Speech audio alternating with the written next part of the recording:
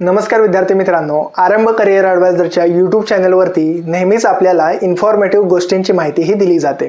आता इथून पुढच्या आपल्या व्हिडिओजमध्ये आपण महाराष्ट्र असेल किंवा ऑल इंडिया असेल येथील government colleges, semi government colleges, deemed universities व कॉलेज वाईज आणि कॅटेगरी वाईज लास्ट इयरमध्ये काय कट ऑफ्स लागलेले आहेत, त्याचबरोबर कोणत्या रँकपर्यंत आपल्याला ॲडमिशन मिळण्याची पॉसिबिलिटीज असते किंवा त्या कॉलेजेसच्या फीज काय आहेत, तर अशा सगळ्या गोष्टींची माहिती असणारे व्हिडिओ इथून पुढच्या काळामध्ये आपण आपल्या यूट्यूब चॅनलवरती अपलोड करणार आहोत। सो चॅनलला अजूनही सबस्क्राईब केलं नसेल तर सबस्क्राईब करा। तसंच आजच्या व्हिडिओमध्ये आपण डिस्कशन करणार आहोत all India institute of medical sciences म्हणजेच एम्सबद्दल। आता महाराष्ट्रामध्ये एकमेव एम्स इन्स्टिट्यूट आहे, ते आहे नागपूर येथे। आता हे इन्स्टिट्यूटची डिटेल्ड इन्फॉर्मेशन आपण बघूया। हे इन्स्टिट्यूट 2018 पासून महाराष्ट्रामध्ये आहे व सध्या 125 इंटेक कॅपॅसिटी या इन्स्टिट्यूटची आहे। म्हणजे फर्स्ट इयरला 125 मुलांना ॲडमिशन या इन्स्टिट्यूट्समध्ये दिले जातात। आता अजून फॅसिलिटीज काय काय आहेत बघा। इन्फ्रास्ट्रक्चर जे कॉलेजचं आहे ते खूप चांगलं आहे।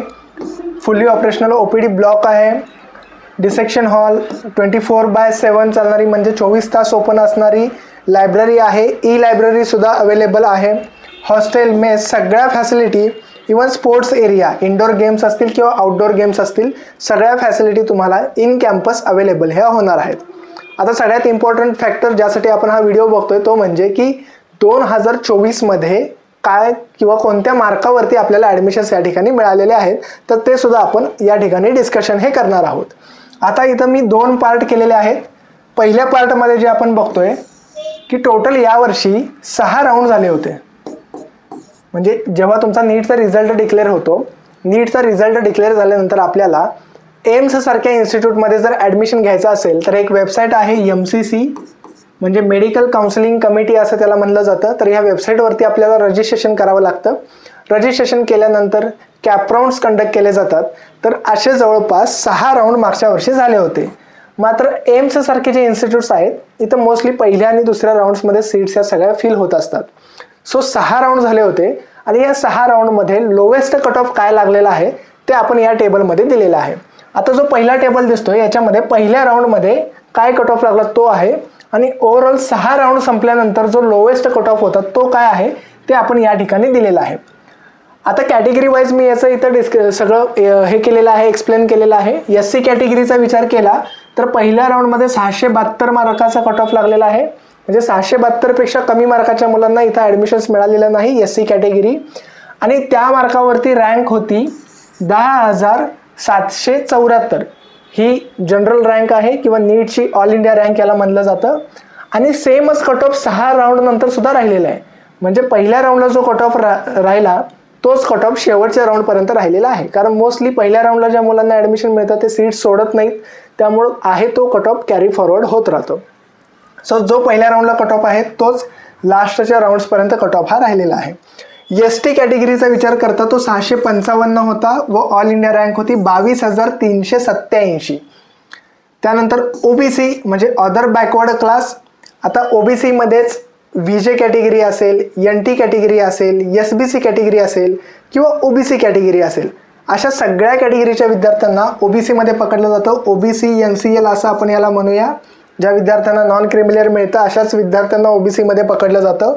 सो OBC NCLचा कट ऑफ लागलेला आहे 696 लागलेला आहे।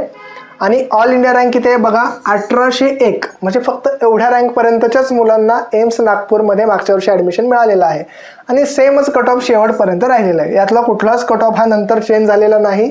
जो पहिल्या राऊंडला कट ऑफ लागलेला होता तोच कट ऑफ शेवटच्या राऊंडपर्यंत राहिलेला आहे।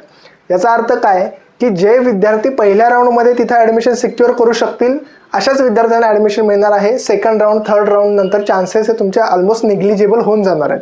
फर्स्ट राऊंडला ॲडमिशन मिळालं तरच ते ॲडमिशन तुमचं कन्फर्म झालं असं आपण समजू शकतो। त्यानंतर EWS म्हणजे इकॉनॉमिकली विकर सेक्शन, अशा विद्यार्थ्यांचा कट ऑफ सुद्धा 696 लागलेला आहे आणि ऑल इंडिया रँक आहे 1824। म्हणजे एवढ्या रँक ज्या मुलांचे येईल, एवढी रँक म्हणजे काय की पूर्ण इंडियामधून समजा आपण पकडून चाललोय की साधारणतः 24 लाख विद्यार्थ्यांनी फॉर्म भरला आहे, तर त्या 24 लाखमध्ये पहिली 1824 जी मुलं असणार आहेत अशाच विद्यार्थ्यांना तिथं ॲडमिशन्स हे मिळणार आहे।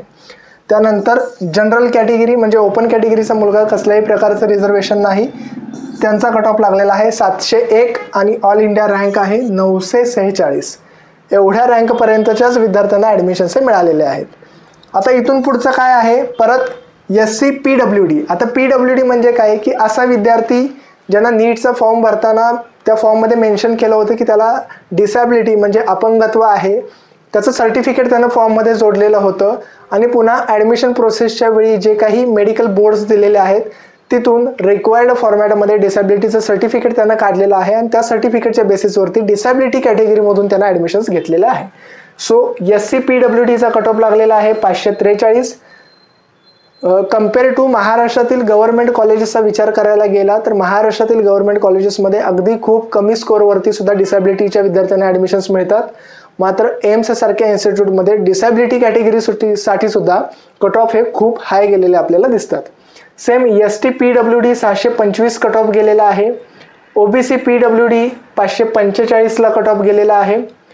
EWS PWD 530ला गेलेला आहे आणि जनरल PWD 628ला. आता डिपेंड्स, हे कशावरती डिपेंड राहतं की जे हायर स्कोअरवाली मुलं आहेत याच्यामध्ये डिसॅबिलिटी असणारी किती मुलं आहेत याच्यावरती हा स्कोअर व्हेरीफाय होत असतो किंवा या रँकसुद्धा व्हेरीफाय होत असतात. मात्र हे स्कोअर दरवर्षी बदलत राहतात. म्हणजे आता आपण पकडून चालूया की यावर्षी 701 मार्काचा कट ऑफ लागला, मागच्या वर्षी कदाचित तो 695च्या आसपास असेल, पुढच्या वर्षी कदाचित तो 705लाही जाऊ शकतो. हे कट ऑफ्स व्हॅरी होत राहतील. मात्र जे इतर रँक्स दिलेले आहेत त्या रँक्स मात्र जनरली कन्सिस्टंट्स असतात. म्हणजे मागच्या वर्षी जर 900 रँकपर्यंतच्या विद्यार्थ्यांना जनरल कॅटेगरीमधून ॲडमिशन मिळालं असेल तर 2025मध्ये सुद्धा 900 रँकपर्यंतच्या मुलांचेच चान्सेस असतात तिथे ॲडमिशन मिळायचे. 1500-2000 पर्यंत रँक आले असेल तर ते चान्सेस तुमचे कमी होऊन जातात.